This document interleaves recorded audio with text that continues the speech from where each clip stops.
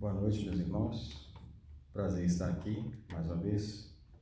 Nessa noite nós vamos começar a nossa ministração sobre a nossa oração e o nosso relógio de oração. Deixem-me pegar o meu material.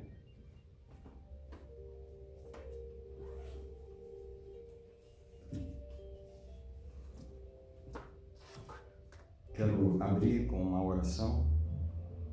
Pai, obrigado mais uma vez por estar ao vivo com a Igreja Bethesda e todos os irmãos visitantes que estão ligados nesse momento, nesse equipamento. Que o Senhor possa tocar a cada um, transmitir a mensagem do Senhor para essa noite. E nós agradecemos em nome de Jesus. Se você está em casa ou em algum lugar no seu equipamento e puder abrir a Bíblia, nós vamos abrir o primeiro texto, que vai ser Mateus capítulo 6, e nós vamos ler o versículo 10. Buscar meu óculos.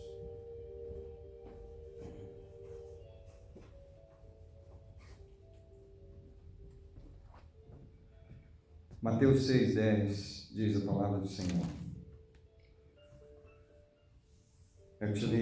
Vamos ler, na verdade, Mateus 6, o versículo 7 e 8. Jesus, falando sobre a oração, ele disse: mas tu, quando orares, não useis de vãs repetições como os gentios, porque pensam que pelo seu muito falar serão ouvidos. Não os assemelheis, pois, a eles, porque o vosso Pai sabe o que é necessário antes de lhe pedirdes. Nós estamos começando hoje o nosso relógio de oração. À meia-noite vai começar, mas nós não queremos que os irmãos apenas abracem o projeto de orar sem saber como orar, sem saber o que orar e sem saber os objetivos desse projeto. Eu quero dizer nessa minha introdução que lidar com a oração sem ensinar as pessoas é até perigoso, porque se nós deixarmos as pessoas orarem por si mesmas, sem orientação bíblica e sem revelação, elas vão começar a orar e não atingir os propósitos de Deus. Elas vão orar suas próprias emoções e vão terminar não seguindo o Espírito Santo. E Romanos capítulo 8, verso 26 diz que nós não sabemos orar como convém, mas o próprio Espírito nos ajuda em nossa fraqueza e Ele intercede por nós. Nós dependemos muito do Espírito Santo quando vamos orar. E se as pessoas não souberem depender do Espírito, elas vão orar orações que não vão ter respostas. Isso vai criar um cenário de frustração e decepção e até incredulidade, porque as respostas não virão. E as pessoas vão fazer a coisa certa da maneira errada, mas vão perder o seu tempo. Então, antes de falar dos 7 motivos que nós temos para orar no nosso relógio de oração, eu quero discutir 4 pontos sobre a oração. O primeiro deles é o seguinte, que a oração, ela não vem de nós, ela não é por nós e ela não é através de nós. O que eu quero dizer com isso? Eu quero dizer que a oração, ela nasce em Deus, ela é um clamor do coração de Deus. Esse clamor precisa ecoar no nosso coração, para que os propósitos dele se cumpram na terra. Quando a gente ora, o clamor do coração de Deus, que ecoou em nosso coração, então essas orações são respondidas na terra. Então a oração, ela não nasce em nós, ela nasce no coração de Deus, e o nosso trabalho é estar com o coração sincronizado no coração de Deus, e essa, honestamente, é a nossa maior dificuldade. Quando Deus nos pede para orar, e esse tempo agora de coronavírus é o tempo em que Deus está propondo algumas orações específicas para nós orarmos. Quando ele nos pede para orar, ele está, na verdade, querendo abrir um caminho legal no mundo espiritual, pela nossa concordância com ele, para que esses planos possam ser legalmente liberados na terra. Então, Deus precisa das nossas orações.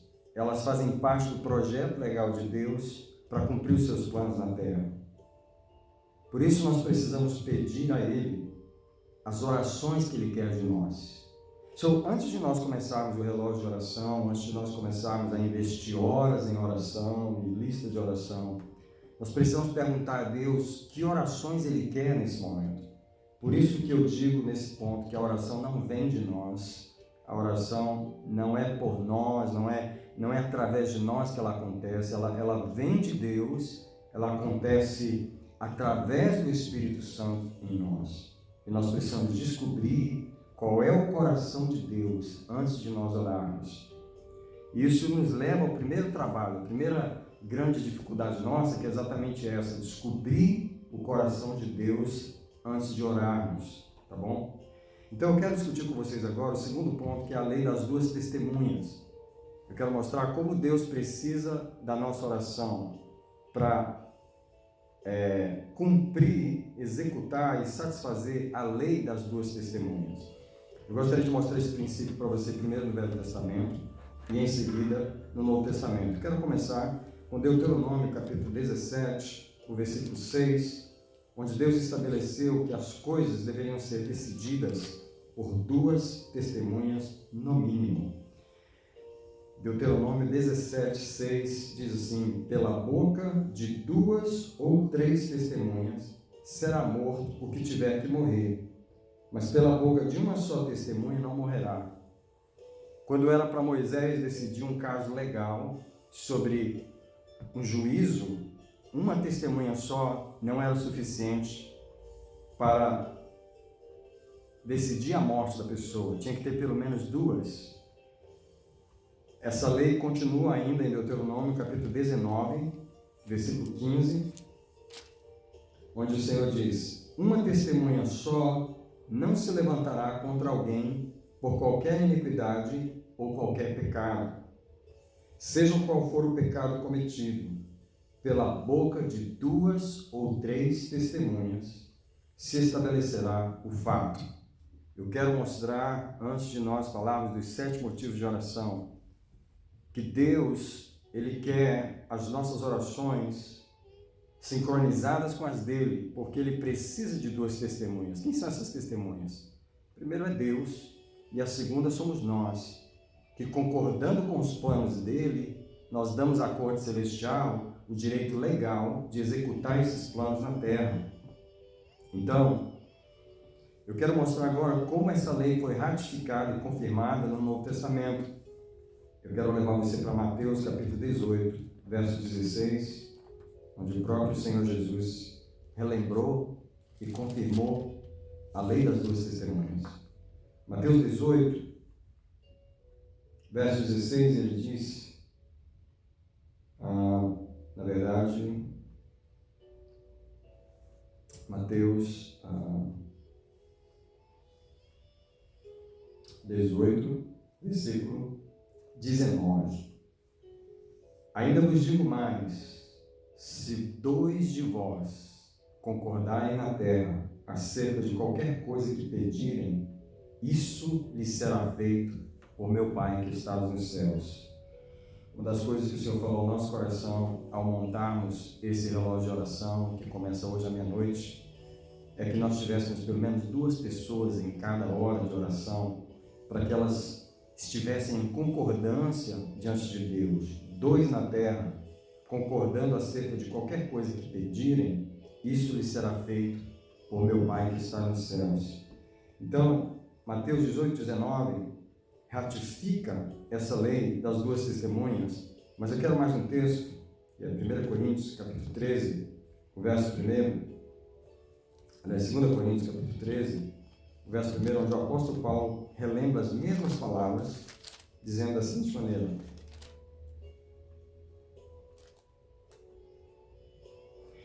esta é a terceira vez que eu vou ter convosco. Por boca de 2 ou 3 testemunhas será confirmada toda palavra. Eu estou querendo mostrar para você que está me vendo que Deus precisa de nossas orações. Por que nós oramos? Para o que são as nossas orações? Elas são uma segunda voz, um segundo testemunho legal que se une ao desejo de Deus, ao testemunho de Deus, para que esse plano possa ser executado na terra. Então, mais uma vez, 1 Timóteo capítulo 5, verso 19, se confirma mais uma vez a lei das 2 testemunhas. Paulo diz: não aceites acusação contra um ancião, senão com 2 ou 3 testemunhas. Veja que o testemunho de outra pessoa com outra pessoa corrobora, confirma que aquele fato é verdadeiro. E isso é aplicado nas nossas orações no mundo espiritual. Nós, na verdade, oramos para concordar com os planos de Deus para esse momento. E no nosso caso específico, nós estamos orando na época do coronavírus, nós estamos no dia 27 de março, onde a epidemia está no 3º, 4º mês no mundo, porque começou em dezembro na China, mas só agora que aqui em Nova York está, hoje os Estados Unidos passou da marca dos 100 mil infectados. E nós estamos buscando de Deus quais são as orações que Ele quer para esse momento. Para isso que nós estamos estudando, para conhecer a vontade de Deus nesse momento. Nós oramos então para concordar com Deus e selar esse protocolo legal das 2 testemunhas. E Mateus capítulo 6, versículo 10, que era o texto que eu mencionei no começo, ele diz o seguinte: nós, quando orarmos, devemos pedir essas seguintes palavras: venha o teu reino e seja feita a tua vontade, aqui na terra como no céu.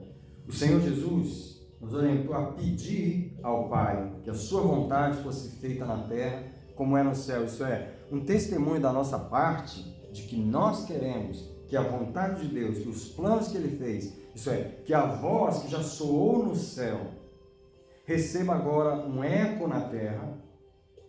E recebendo esse eco na terra através de nossas orações, são 2 testemunhas que se unem para que a vontade de Deus se estabeleça na terra. Então não é por acaso que na oração do Pai Nosso, no versículo 10, o Senhor Jesus ensina: seja feita a tua vontade, aqui na terra, como é no céu.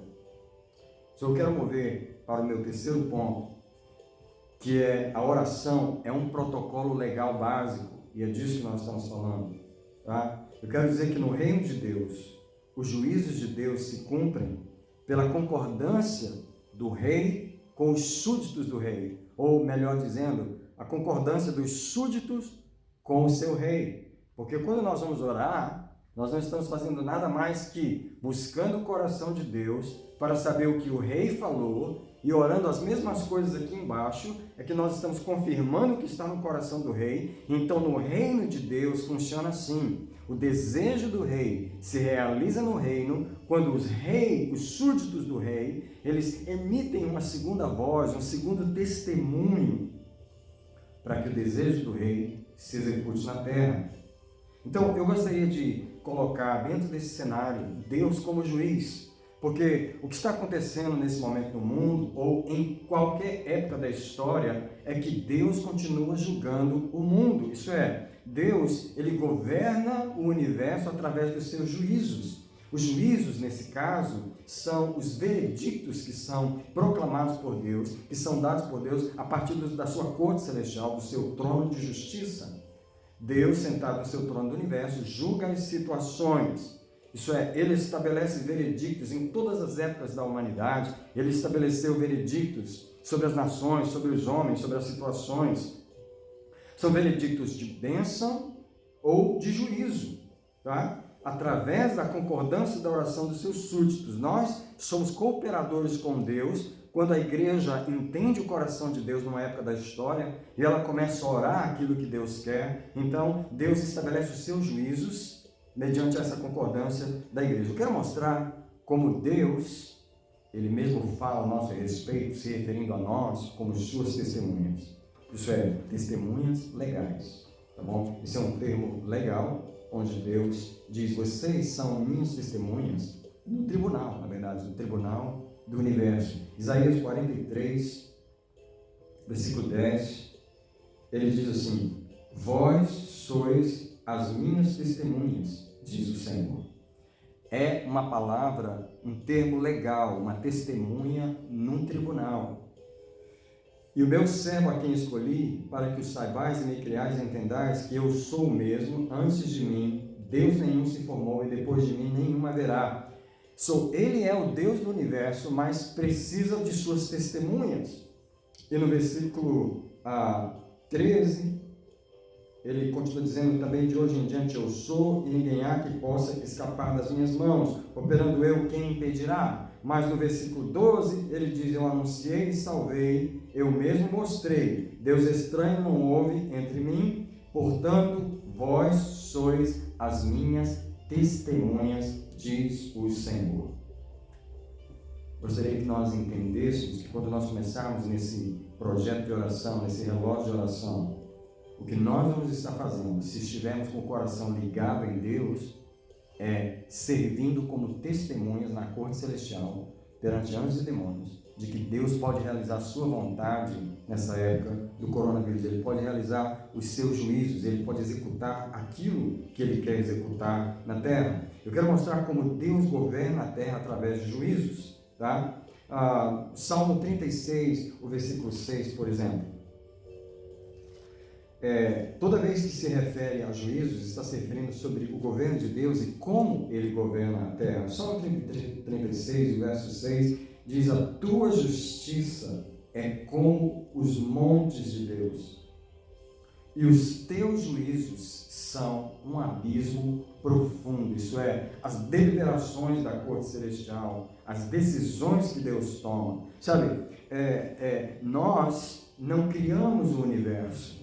Nós não sabemos nem como governá-lo, nós não saberíamos como sustentar o universo, mas Deus, o Criador do universo, ele sustenta e rege o universo através dos juízos do seu trono. Por isso que a Bíblia sempre se refere aos juízos de Deus, isso é, aos veredictos que ele estabelece sobre a sua criação. Aqui no Salmo 36, verso 6, diz que a tua justiça é como os montes, os teus juízos são um abismo profundo. Mas não somente aí, Davi em vários lugares, ele fala sobre os juízos de Deus governando a terra. O Salmo 105, o versículo 7, diz assim, ele é o nosso Deus e os seus juízos estão em toda a terra. Isso é, os seus veredictos, as suas decisões legais que ele tomou de abençoar ou de punir, que ele tomou de não suportar mais esse pecado e enviar esse juízo, ou que ele tomou de abençoar esta nação e abençoar este povo, abrir essa porta, ou impedir o agir do inimigo. Deus governa o universo, governa o planeta através dos seus juízos. Isso é, o martelo que ele bate na sua corte, as decisões legais tomadas a partir da sua corte. Quero ler mais um texto, que é o Salmo 119, o versículo 102, que diz assim, não me aparto, isso é, Salmo 119, versículo, esse aqui eu perdi.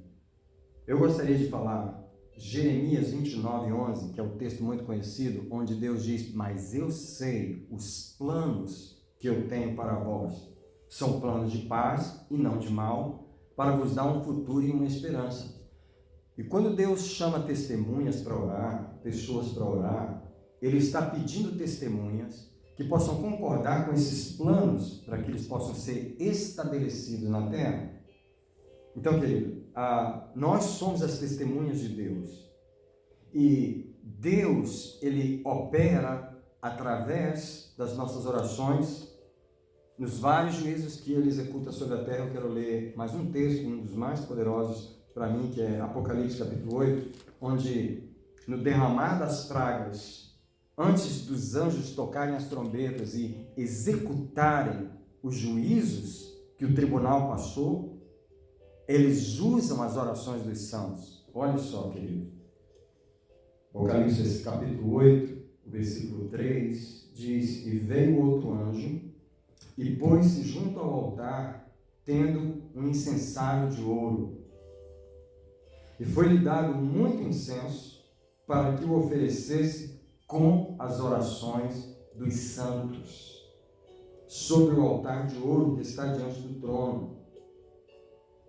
E da mão do anjo subiu diante de Deus a fumaça do incenso com as orações dos santos. Tudo isso está acontecendo antes dos anjos tocarem as trombetas, executarem o juízo de Deus. Isso é, Deus está utilizando as orações dos santos, o anjo está com aquele incensário na mão, derramando muito incenso no fogo e levando aquilo diante de Deus. Isso é, mostrando para Deus as palavras dos santos, as proclamações dos santos, as orações dos santos, as profecias dos santos, as declarações que os santos fizeram na sua presença, os pedidos que os santos fizeram. E essa é um segundo testemunho, é uma segunda voz que se ergue na corte celestial, legalizando o juízo de Deus na terra. E o versículo 5 de Apocalipse 8 diz: Depois o anjo tomou o incensário, encheu do fogo do altar e lançou sobre a terra. Isso é, agora, ele, depois de oferecer as orações do incenso que subiram até Deus,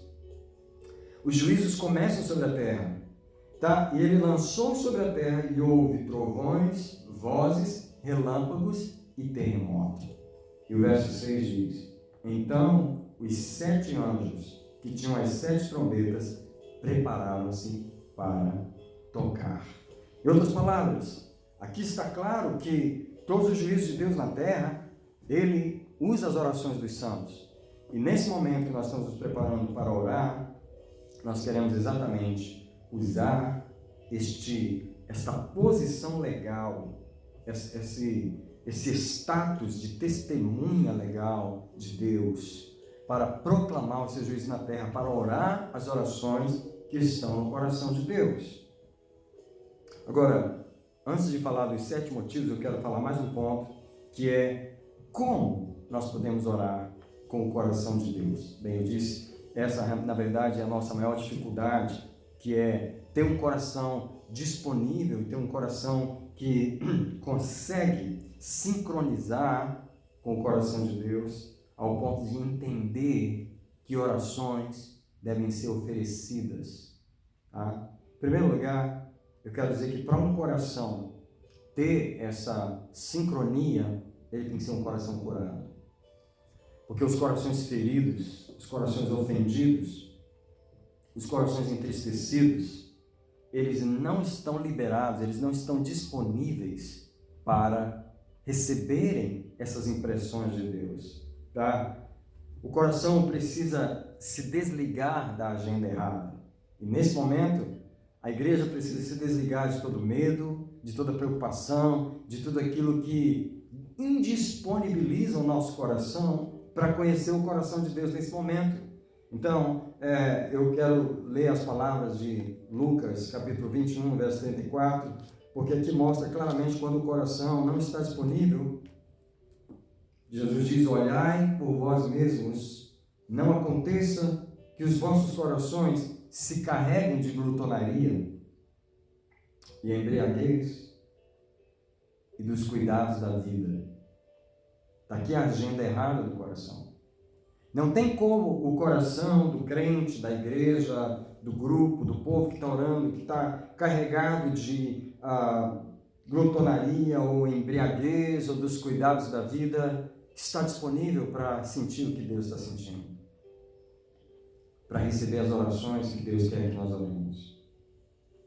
Então, a primeira coisa que nós vamos orar é pedir que Deus limpe o nosso coração, desligue o coração das agendas erradas. Em segundo lugar, Deus precisa ir nos levando na oração, nessa vida de oração pessoal, que nosso coração é forjado para se formar no coração de Deus, para se alinhar ao coração de Deus numa vida de oração. Quem ora esporadicamente não tem o que eu estou falando. Quem ora de vez em quando não tem o que eu estou falando. Quem ora um pouquinho só para agradecer o dia, agradecer a noite, a comida, não tem o que eu estou falando. Eu estou falando de pessoas que gastam horas e dias e meses e anos numa vida de oração, numa prática, que elas terminam conhecendo o coração de Deus. Por quê? Primeiro, porque Deus desliga o coração delas das agendas naturais e Deus liga o coração delas na agenda de Deus. Eu quero mostrar para você como o coração de Deus está ligado nas situações que acontecem não só com o povo dele, mas com o mundo, entendeu? Eu quero ler um texto que me impacta muito há muitos anos, que é Isaías 63, o versículo 9, que diz assim: em toda angústia deles, ele foi angustiado, e o anjo da sua presença os salvou. No seu amor e na sua compaixão, ele os remiu e os carregou todos os dias da integridade. Isso é, em toda a angústia deles, em toda a aflição do povo, em toda a luta do povo, em todo o desespero, em toda a luta que o povo teve, Deus, o próprio Deus, foi angustiado. Em toda a angústia deles, ele foi angustiado. E o anjo da sua presença os salvou. Quem é o anjo da presença? Senão o próprio Senhor, que está conosco nas nossas aflições. O coração de Deus sofre. Eu quero dizer para você, nesse tempo de coronavírus, com os 25 mil mortos que já morreram no mundo, com os mais de 500 mil pessoas, meio milhão de pessoas infectadas por esse vírus, o coração de Deus está chorando. O coração de Deus está chorando. E a pergunta é, se você está disponível para chorar, se o seu coração está disponível para chorar junto com o coração de Deus pelo mundo nesse momento. Porque se nós vamos orar, é suposto que nós vamos fazer isso, que o nosso coração está ao ponto ligado com Deus, que a gente consegue chorar com Ele. Sabe, Deus nos chama para chorar nesse momento, por quê? Porque o coração dele está chorando. Eu quero compartilhar com você esse texto de Joel, capítulo 2, verso 17, que se aplica tão bem a esse tempo, onde se a igreja se prepara para orar, como a igreja deve orar? Joel 2, 17. Chorem os sacerdotes, ministros do Senhor.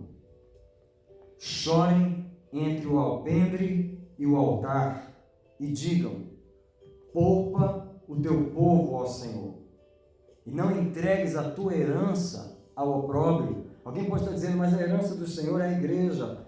Mas Deus criou as vidas lá fora, você acha que Deus tem prazer na morte delas? O Senhor não tem prazer quando Ele é obrigado a permitir o juízo. Ezequiel 18, 23 diz que Ele não tem prazer na morte do ímpio. Deus não tem prazer na morte das pessoas que estão morrendo em todos os lugares do mundo através desse vírus. Poupa o teu povo, Senhor, não entregues a tua herança ao opróbrio, para que as nações façam escárnio dele. Por que diriam entre os povos, onde está o teu Deus?